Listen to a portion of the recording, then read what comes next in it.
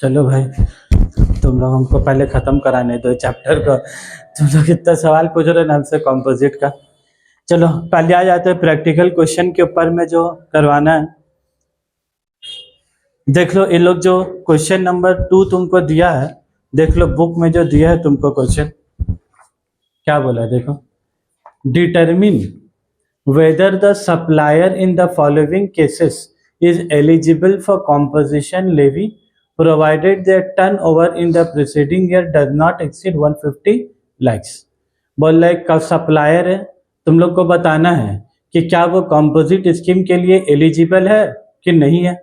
और एक बात बता दे रहे हैं कि वो आदमी का 150 लाख से कम का टर्नओवर है, तो मतलब एलिजिबल है। लेकिन फिर भी नीचे में 2 केस दिया है। बोला mister X is engage in teaching services in waste Bengal and is registered in the same state. तो बोलो सर्विस दे रहा है, क्या दे रहा है वो, टीचिंग सर्विस। क्या टीचिंग सर्विस वाला आदमी और उसका टर्नओवर भी कितना है, 150 लाख से कम है, तो क्या टीचिंग सर्विस वाला आदमी कंपोजिट स्कीम 1% में रजिस्ट्रेशन करा सकता है? नहीं करवा सकता। बाबू ये जो कंपोजिट स्कीम है ना, ये सिर्फ और सिर्फ किलो के लिए, बोलो ये सिर्फ और सिर्फ किलो के लिए, मैन्युफैक्चरर के लिए है ना, ट्रेडर के लिए, मैन्युफैक्चरर के लिए, ट्रेडर के लिए। अरे मैन्युफैक्चरर भी क्या आना चाहिए, बोलो गुड्स, ट्रेडर भी क्या आना चाहिए, गुड्स। और इसमें खाली तुम्हारा क्या एक तो रेस्टोरेंट एंड कैटरिंग सर्विस, ठीक है। ये लोग का ऊपर कंपोजिट कितना है, 1%, 1%, और इसके ऊपर कितना है तुम्हारा 5%। तो तुम बोलो ये लोग किसके ऊपर बोल रहा है, टीचिंग सर्विस। तो बोलो टीचिंग सर्विस आ रहा तीनों में, आ रही नहीं। तो टीचिंग सर्विस का भले से 150 लाख से कम है, बंगाल के अंदर ही उसका सारा पढ़ाना लिखाना सब कुछ है, सब कंडीशन सेटिस्फाई कर रहा, 150 लाख के अंदर विद इन द स्टेट उसका जितने स्टूडेंट है सब बंगाल के अंदर के, क्या उसके बाद भी वो ले सकता है 1% वाला, क्योंकि टीचिंग सर्विस इसमें क्या है ही नहीं है तुम्हारा, ठीक है बात। तो नीचे वैसे ही आंसर तुमको क्या है, बस इंग्लिश में 2-3 लाइन तुमको लिख देने होगा कि composite scheme is not applicable on supplier of service except restaurant और कैटरर सर्विस। बस सर्विस में बस 2 ही को एग्जेम्पशन है, रेस्टोरेंट और caterer. Composite scheme is confined to supplier of goods, here a teacher can not of composite scheme. तो बस जो बोर्ड में हम तुम लोग कभी लिख के दिखाए वैसे इंग्लिश में क्या सजा देना है सेंटेंस। उसकी बाद आ जाओ, toy manufacturer has registered office in waste Bengal and supplies goods in Bihar. तब बोले लोग कौन सा मैन्युफैक्चरर बोल रहा, वो टॉय मैन्युफैक्चरर। और यहाँ पर ये लोग क्या लिखा देगा, तो मैन्युफैक्चरर ऑफ गुड्स।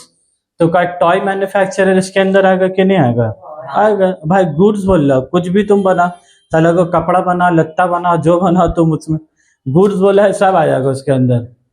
तो अब बोलो ये लोग टॉय मैन्युफैक्चरर है और उसका 150 लाख के अंदर है, तो क्या कंपोजिट स्कीम ले सकता है वो, बोलो। लेकिन देखो तीसरा कंडीशन देखो, वो supplies goods in Bihar. Bihar मतलब क्या हो गया, इंटर स्टेट हो गया, आउटसाइड स्टेट तो ले सकता है। तो तुमको आंसर में वैसे इंग्लिश में लिखने होगा पहले, in the given case supplier is registered in waste Bengal but supplying goods in Bihar, since he is making inter state supply, तो a person who makes inter state supply can not of composite scheme, तो in a person who make can not of composite scheme. Clear एकदम बात। तो वैसे ही English का type का question रहेगा, तुमको थोड़ा बना के क्या लिख देने होगा। लेकिन हम क्या बोले, जो प्रैक्टिकल क्वेश्चन लोग पूछेगा तुमसे थ्योरी बेस्ड होगा, तुमको थ्योरी का नॉलेज होना बहुत जरूरी है। उसके बाद देखो क्वेश्चन 3, मिस्टर एच एक रजिस्टर्ड है हैदराबाद में, who is selling goods from Telangana. बोलो रजिस्टर्ड कहाँ, हैदराबाद में, सामान कहाँ बेच रहा है, तमिलनाडु में, तो इंटर स्टेट सप्लाई हो गया। उसका टर्नओवर कितना बोल रहा है, 73 लाख। तो भाई 150 लाख से कम है, तो क्या उसका हो जाएगा काम, इन कंपोजिट ले सकता है। तो तुम लिख दोगे composite scheme is not applicable, is making inter state outward supply, ठीक है। उसके बाद आ जाओ number B, whether your answer will change, क्या तुम्हारा आंसर में चेंज होगा if mister H is making purchase from Tamil Nadu and selling goods in Telangana. अब क्या बोल रहा है, ये जो हैदराबाद वाला आदमी है मिस्टर एच, परचेज कर रहा है तमिलनाडु से और बेच रहा कहाँ है बोलो, and selling goods in Telangana, तो बोलो वो कर सकता है कि नहीं कर सकता? कर सकता है। तो सेकंड केस में क्या, composite scheme applicable inter state inward supply, तुम सामान दूसरे स्टेट से खरीद सकते हो लेकिन तुम सामान विद इन द स्टेट क्या बेच सकते हो, and the turnover is with in the threshold selling. तो तुम्हारा टर्नओवर कितना बोला है, सीलिंग लिमिट के क्या तुम्हारा अंदर है। समझ में आए बाबा? तो एकदम कैसा लोग घुमा के पूछा विल योर आंसर चेंज, तो भाई चेंज हो ही जाएगा। दूसरे स्टेट से खरीद सकते हैं लेकिन दूसरे स्टेट को बेच नहीं सकते हैं, तो खरीद सकते हैं, तो लिख दिया कंपोजिट स्कीम एप्लीकेबल है। उसके बाद देखो क्वेश्चन 5, देखो क्वेश्चन 5 क्या ला, Mrs ABC partnership from Kolkata, देख रहे हो मजा question, is running a TV showroom, along with TV showroom it is also engaged in providing repair and maintenance service। ये क्वेश्चन के बारे में याद है तुम लोग को, पहले भी बताया था उस दिन वाला वीडियो में, देखोगे तो हम क्या बोला था इसके बारे में, एक ऐसा करके तस्वीर बनाया था।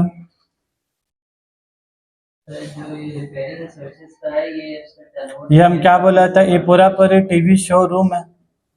हम उस दिन जो एग्जांपल लिया था मोबाइल का बोला था, मोबाइल शोरूम था, और यहाँ पर एक तो जगह में लोग कोना में एक तो दुकान बनाया था मोबाइल रिपेयर, और यहाँ पर ये लोग किसका रिपेयर कर रहा बोलो, TV repair.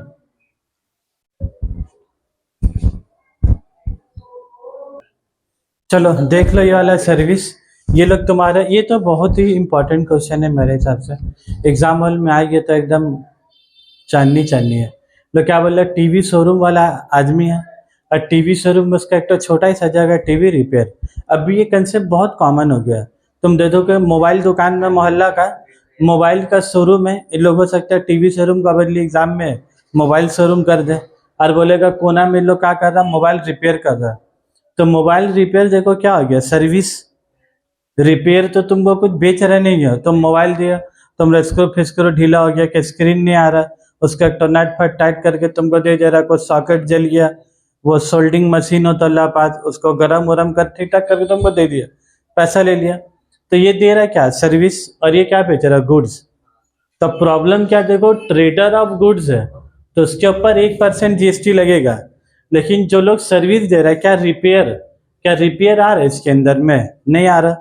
Repair is also one kind of service, और सर्विस में खाली 2 ही आदमी लोग को परमिशन है कंपोजिट का, उसके अलावा बेचारा कोई भी आदमी सर्विस का मामला में क्या जा ही नहीं सकता। मान लो जैसा डॉक्टर भी क्या दे रहे हो, किडनी बेच रहा है, सब कैसे रख दीजिए शोरूम में, ये है ईमानदार आदमी किडनी, बेईमान आदमी का, ये तो अच्छा आदमी का दिल 5 लाख, खराब आदमी का दिल 2 लाख, ये आदमी 3 बार हज किया वही तो दिल लीजिएगा, इसका दाम 10 लाख रुपया है ना, हज किया हुआ दिल का वैल्यू थोड़ा सा ज्यादा होगा। हेलो, वालेकुम अस्सलाम। तो देख लो क्वेश्चन एक बार इसको। हाँ, तो हम क्या बोल रहे थे यहाँ पर ही कि जो रिपेयर है, क्वेश्चन का मकसद समझो, रिपेयर हो गया सर्विस, और ये सर्विस तो रेस्टोरेंट और कैटरिंग है नहीं, एक लोग खाना वाना खिला पिला के बेच रहा है, तुम चिकन पकौड़ा आइसक्रीम सब खिला के, रिपेयर वाला आदमी सब तो सामान नहीं बेच रहा। तो मसला ऐसा है कि क्या टीवी शोरूम तो आ रहा है इसके अंदर में, लेकिन ये तो इसके अंदर आ रहा है कंपोजिट में। तो ये लोग क्या बोला, ये लोग पहले क्या बोला है कि सर्विस वाला आदमी जिस कंपोजिट स्कीम में नहीं जा सकता। फिर ये लोग क्या बोला था, however supplier of goods can opt composite scheme who provide service.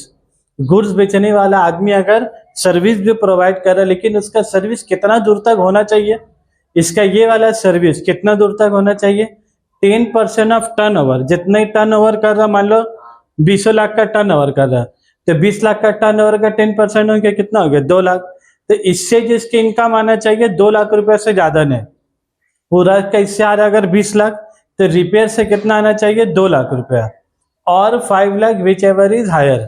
तो 2 लाख और 5 लाख विच एवर हायर कितना हो गया, 5 लाख। तो मतलब ये टीवी शोरूम वाला का टीवी रिपेयर से कितना रुपया का इनकम आना चाहिए, उसका 5 लाख से ज्यादा का नहीं आना चाहिए, 5 लाख से ज्यादा का इनकम नहीं आना चाहिए। तो हम लोग को क्वेश्चन में देखना होगा कि रिपेयर वाला का आ रहा कितना। मान लो रिपेयर वाला बोला लोग आए 4.5 लाख, और हम लोग प्रोविजन बैठाए तो हम लोग प्रोविजन बैठाए कितना है 5 लाख, तो हम लोग का 5 लाख उसका 4.5 लाख से क्या है कम है। तो अगर हम लोग का प्रोविजन बैठा के इससे जो एक्चुअल इनकम आ रहा है ये प्रोविजन बैठा के अगर कम आएगा तो हम लोग क्या बोलेंगे, ठीक है भाई तो टीवी शोरूम वाला कंपोजिट स्कीम में जा सकता है। नॉर्मली लोग क्या बोले, हम 12 बोले, नॉर्मली क्या बोले, सप्लायर ऑफ सर्विस वाला आदमी कंपोजिट स्कीम नहीं ले सकता। ये जो लाइन लिखा है ना इसके आगे एक तो लाइन था हाउएवर बोलकर, however supply of good can of composite scheme, goods showroom वाला क्या बेच रहा है टीवी, तो टीवी किसके अंदर आ गया गुड्स में, तो वो स्कीम में जा सकता अगर वह सर्विस कितना तक बेच रहे इतना। तब हम लोग इसका क्वेश्चन को पढ़ते हैं। ये लोग 3 पार्ट में तुमसे क्वेश्चन पूछा है, A B C 1 2 3 करके लोग पूछा है। 3 क्वेश्चन में 3 अलग अलग तरीका से क्या सवाल पूछा है। तो पहले हम प्रोविजन एक बार दिखा दिए कैसे लगाना है, तो आप देख लो। मिसेज ABC है partnership from Kolkata running TV showroom, चलो अब नीचे पढ़ो। Turnover of the TV showroom was 72 lakh. Turnover देखो कितना बोलते 72 लाख, तो 72 लाख मतलब कितना, जो 10% ऑफ टर्नओवर बोला नहीं है क्वेश्चन में, टर्नओवर बोला तो देख लो कितना बोला 72 लाख का टर्नओवर।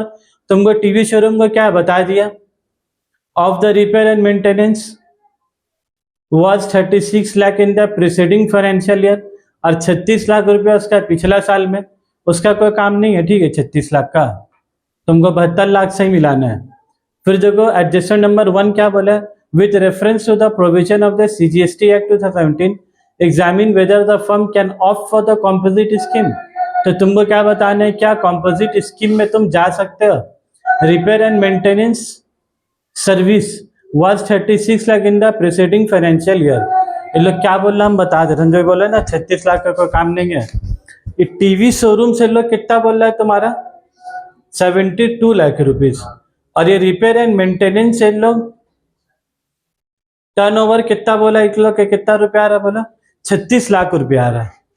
अब तुम बोला पहले 72 लाख का 10% तुम लगाओगे तो 72 लाख का 10% कितना हो गया 7,20,000 रुपया, और 5 लाख, ये 5 लाख मेरा लिखा हुआ है कि प्रोविजन में डाला है, वो सेक्शन में डाला है 5 लाख, इसका 5 लाख नहीं सेक्शन का 5 लाख है GST का, तो 7,20,000 और 5,20,000 एवरेज आए तो 7,20,000 और 5 लाख में कौन बड़ा होगा 7,20,000। तो इसका जो टर्नओवर होना चाहिए वो 7,20,000 से क्या है कम होना चाहिए, लेकिन ये कम है कि क्या है, ये तो बहुत ज्यादा है। तो सवाल तोड़ फोड़ के एकदम ज्यादा है, चलो 7,20,000 और इसका है कितना 36 लाख। तो बोले गरीब है इसका का ऐसे ही चल रहा है रिपेयर का काम, साइड काम चल रहा है कि मेन काम चल रहा है, मेन ही। तो तुमसे पूछ रहा है कि क्या टीवी शोरूम वाला क्या कंपोजिट स्कीम के लिए एलिजिबल है, तो तुम क्या बोलोगे नहीं एलिजिबल है। देखो आंसर देखो क्या लिखा हुआ, no it can not of composite scheme as value of service exceed prescribe limit. जो वैल्यू ऑफ सर्विस है, वैल्यू ऑफ सर्विस है कितना बोला 36 लाख का, तो एक्सीड कर रहा है कि नहीं लिमिट 10% ऑफ टर्नओवर और 5 lakh whichever is higher, तो एक्सीड कर रहा। अब आ जाओ question number 2, will your answer change, क्या तुम्हारा आंसर में कुछ तब्दीली होगा। If the turnover of the TV showroom was 94 lakh and the receipt of repair was ₹4 lakh in the preceding financial year. तब हमको एक बात बोलो, अब ये लोग क्वेश्चन नंबर 2 में अब ये लोग क्या चेंज कर दिया बोलो, टीवी शोरूम के लोग कितना बोल रहे तुमसे 94 लाख बोला, और ये वाला जो है इससे कितना लाख रुपया आ रहा बोलो 4 लाख रुपया आ रहा है। तो तुम कैसे प्रोविजन बैठाओगे बोलो 10% ऑफ टर्नओवर, तो 94 लाख का 10% कितना हो जाएगा 9,40,000 और 5 lakh whichever is higher. तो सर्विस तुम्हारा कितना होना चाहिए, सर्विस टर्नओवर, सर्विस का टर्नओवर अप टू, तो बोलो अप टू कितना चलेगा विच एवर इज हायर मतलब कितना, दोनों में जो बड़ा, तो दोनों बड़ा कितना 9,40,000। अब तुमको ये 9,40,000 से किससे आगे मिलानी होगा इसका टर्नओवर से, तो इसका टर्नओवर है कितना तुम्हारा 4 लाख, तो 9,40,000 से कम है कि नहीं है, अब तो हो रहा कि नहीं हो रहा। तो ये आदमी टीवी शोरूम वाला कंपोजिट स्कीम ले सकता है कि नहीं ले सकता, ले सकता। देखो अब नीचे का आंसर देखो, विल योर आंसर चेंज, तो सही में चेंज हो भी गया। देख लो, yes it can of composite scheme as a value of service does not exceed limit 10% of 5 lakh whichever is higher. Exceed कर रहा है कि नहीं बोलो डज नॉट एक्सीड। अब क्वेश्चन 3 तो एकदम खतरनाक दिया है। बोल रहा क्या एबीसी सेपरेट रजिस्ट्रेशन ले सकता है? टीवी शोरूम का अलग, रिपेयर सेंटर का अलग। Can it of composite scheme only for TV showroom? क्या वो खाली टीवी शोरूम के लिए, क्या वो खाली टीवी शोरूम के लिए कंपोजिट स्कीम ले सकता है? देखो बात समझोगे, एबीसी कंपनी है ना, ये वाला भी इसी के अंदर चल रहा है और ये वाला भी किसके अंदर चल रहा है? इसी के अंदर चल रहा है। तो ये लोग बोल रहे हैं कि इसके लिए अलग रजिस्ट्रेशन और इसके लिए क्या ले सकता है? तुमसे पूछ रहे हैं इसके लिए अलग रजिस्ट्रेशन, सेपरेट रजिस्ट्रेशन। ये तो दोनों एक ही कंपनी है ना भाई, तो तुम सेपरेट कैसे ले सकते हो? तुम सेपरेट कब ले पाओगे बोलो तो, जब तुम ये टीवी रिपेयर का एक तो अलग एक तो कंपनी बनाओगे। तुम टीवी रिपेयर का क्या करोगे बोलो? एक तो अलग कंपनी बना दो, साला को CBA कंपनी, इसका नाम रखो तो ABC, इसका नाम रख दो CBA कंपनी। तब तुमको अलग रजिस्ट्रेशन तब क्या है, तभी मिल सकता है। तुम सोचोगे एक ही नाम से अलग अलग कर ले तो जिंदगी में क्या है, नहीं होगा। क्यों नहीं होगा? इसका पीछे वजह है, पैन नंबर तो सेम रहेगा ना। तो पैन नंबर जब सेम रहेगा तो सेपरेट रजिस्ट्रेशन तुम लोगे कैसे? तुमको फिर दो कंपनी क्रिएट करने होगा, 2 बार ट्रेड लाइसेंस, इसका अलग ट्रेड लाइसेंस बनाने होगा, इसका ट्रेड लाइसेंस अलग बनाने होगा, इसका पार्टनरशिप एग्रीमेंट डीड बनेगा, इसका लॉयर का पास जाके का है, इसका एग्रीमेंट डीड तुमको अलग से बनाने होगा, इसका प्रोफेशनल टैक्स अलग, इसका प्रोफेशनल टैक्स सर्टिफिकेट अलग, इसका करेंट अकाउंट नंबर अलग, इसका करेंट अकाउंट नंबर का अलग। जब तक तुम सब कुछ अलग नहीं करोगे तब तक तुमको सेपरेट रजिस्ट्रेशन नहीं मिलेगा। तुम लोग एक दीवारी के अंदर में पढ़ रहे, तुम लोग का अलग ना अलग अलग ले सकते हैं, लेकिन अलग अलग नहीं होगा। अलग अलग लेने के लिए उसका आइडेंटिटी पूरा पूरी का है, दोनों का उसका चेंज करने होगा तभी अलग मिलेगा। क्यों नहीं मिलेगा? तो दिमाग लगाने होगा, पैसा खर्चा करने होगा, मिल जाएगा उसका। हाँ हाँ, तो देखो लोग क्या बोला है क्वेश्चन के हिसाब से, बीसीज ABC बोला है, क्या वो सेपरेट ले सकता है टीवी शोरूम और रिपेयर सेंटर के लिए? तो तुम क्या लिखोगे फिर? क्या बोला? Can it opt for composition scheme only for TV showroom? क्या वो टीवी शोरूम के लिए खरीद ले सकता है? देखो क्या बोला, no, it can not opt composite scheme only for TV showroom as all branches of the SSC can opt composite scheme together only. जितने भी जगह ABC का दुकान रहा है, मान लो तुम एक तो और ब्रांच ही कर दी सालों को, इसका तुम रिपेयर का क्या क्यों अलग ब्रांच, और अलग ब्रांच में तुम क्या लिख रहे हो अभी ABC कंपनी, तो भाई अलग जगह जरूर हो गया। मतलब एक तो दुकान इधर, दूसरा दुकान यहाँ से दूसरा जगह में लिया, तो क्या अलग अलग शोरूम कर देने से भी, इसका अलग कर देने से भी क्या सेपरेट GST मिल जाएगा? भाई नाम तो सेम है ना, तो नाम सेम है तो कहाँ से मिलेगा? तुमको मिलेगा सब ब्रांच का मिला के एक तो GST नंबर मिलता है, अलग अलग ब्रांच का अलग अलग GST नंबर नहीं मिलता है, चीज तो याद रखोगे। तो अगर तुमको सेपरेट करने तो तुमको इसका आइडेंटिटी को क्या करने होगा बोलो? BCA कर दे इसका। जैसा बहुत बड़ा कंपनी जो था सत्यम, जो बहुत बड़ा फ्रॉड केस हुआ था, एक कंपनी बनाई थी सत्यम और दूसरा कंपनी बनाया था माइटस। एक कंपनी नाम क्या था सत्यम और एक कंपनी नाम क्या था माइटस। और ये लोग दोनों, इसका मालिक जो है और इसका मालिक दोनों का सेम आदमी था। इसको बेचा, उसका ऐसा कर के बहुत हेवी धुर बनाए, पूरा पब्लिक का, पूरा शेयर मार्केट को धुर बनाए चलो, ठीक है। तब बोले सत्यम, हमको तो इतना नहीं जाना, अभी मेन GST करा रहे, खाली नाम बता रहे थे सत्यम, और यहाँ क्या लिखा माइटर, देखो उसका MATYAS है, नाम उल्टा लिखा हुआ है। तब इसीलिए हम बोले ABC है तो BCA का है कर दो। और ऐसा को नाम रखते तो समझ जाओगे पहले ही से कोई ना कोई फ्रॉड है। ऐसा नाम उल्टा पुल्टा नाम को रखता हो पहले से ही भनक लग जाता है कि कुछ न कुछ फ्रॉड का है, चल रहा है सब टाइप का नाम। भाई एक तो नाम ABC, दूसरा नाम CBA का, मजाक चल रहा है। तो ये सब फ्रॉड, ये सब नाम से भी ना ऑफिसर लोग को भनक मिल जाता है कि लोग दोनों कंपनी की, खाली लोग पैन नंबर अलग करके रखा, अपने ही में सब दाल काला काला साधा का रुपयों को कई लोग किए जा रहा है।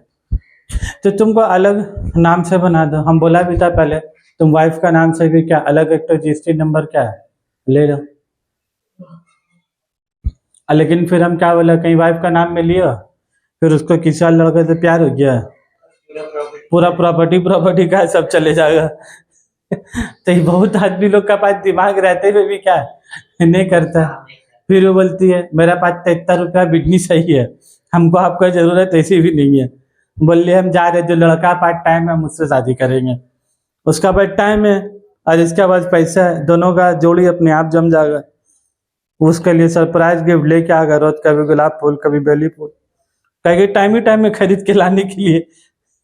अरे गरीब का पास पैसा नहीं है। हाँ वक्त है, कभी डायरी मिल्क शेक ला रहा है, कभी कुछ ला के दे रहा है, तो इसको अच्छा लग रहा है वो चीज, ये नहीं देख रही कि रुपया तो नहीं ला रहा है। चलो तो मिसेज एबीसी कंटेंट्स है, इसीलिए बहुत डर से बहुत आदमी लोग का वाइफ का नाम में जल्दी क्या है कुछ नहीं करता लोग, कब कहाँ पलट जाए समझ में नहीं आ रहा बात। तो एबीसी सेपरेटेशन हो गया। उसके बाद देखो question number 5, hot breads limited, देखो एकदम गरम परोठी, हॉट ब्रेड्स लिमिटेड देखो एकदम गरम दे गए लोग, is the supplier of bakery product registered in the current financial year 1 October in the month of October. Total taxable supply कितने के लोग, सिर्फ 8 लाख रुपया का। तुमसे 2 सवाल पूछा, is the company eligible for composition scheme, by bakery product है और bakery product manufacturing of goods आ रहा है कि नहीं आ रहा। पिछला क्वेश्चन में क्या था, टॉय था, इसमें लोग ब्रेड दे दिया, तो बोलो होगा कि नहीं, और 8 लाख रुपया है तो हो ही जाएगा। Yes it can of composition scheme since the company is newly form, तो देयरफॉर लास्ट ईयर टर्नओवर नील, आज ही बना तो पिछला साल कभी कुछ बेचा गरीब कुछ नहीं, तो इसी बीच उसका 150 लाख से क्या कमी हो गया। उसके बाद पढ़ो point number 2, when can he of composition scheme, बोला कब वो ले सकता है, कब ले सकता है, बोलो जैसे ही 1 अक्टूबर करो जो कंपनी बनाया ना, तो 1 अक्टूबर के बाद वो कभी भी अप्लाई क्या कर सकता। भाई कंपनी बनाया 1 अक्टूबर में, तो अप्लाई कब करेगा, अगस्त का महीना में, भाई अगस्त का बाद ही ना आता अक्टूबर, तो तुम अक्टूबर से पहले अप्लाई कर सकोगे जीएसटी नंबर। तो बस वही एकदम नॉर्मल का क्वेश्चन था, बहुत हम लोग इतना टफ क्वेश्चन करके आए तो हम लोग को क्वेश्चन कुछ ज्यादा ही अजीब लग रहा है। ठीक है बात न, तो क्वेश्चन में कोई दम दरुद, एक तो बोला 8 लाख का है तो भाई 150 लाख से कम ऐसी भी ले सकता है, और फिर दूसरा चीज बोला क्या वो कब अप्लाई करेगा, कब क्या, भाई 1 अक्टूबर को कंपनी बना था, आप 2 अक्टूबर 3 अक्टूबर को अप्लाई कर दीजिए ऑफिसर को जीएसटी नंबर। तो आपको क्वार्टरली देना पड़ता है भाई, रिटर्न क्वार्टरली का बात क्या, व्हेन कैन ऑफ, तुम अप्लाई कब करोगे जीएसटी नंबर के लिए, जैसे हम बोले तुम ट्रेड लाइसेंस के लिए अप्लाई कब करोगे, जब कंपनी बना रहे, कब आप ट्रेड लाइसेंस को क्वार्टरली रिटर्न से को लेना देना है, समझ में आए बात, बस वही सवाल था। हाँ अब सवाल है कि टैक्स कब जमा करेगा, एक बार रजिस्ट्रेशन ले लिया उसके बाद उसको 3-3 महीना में टैक्स जमा करते रहना।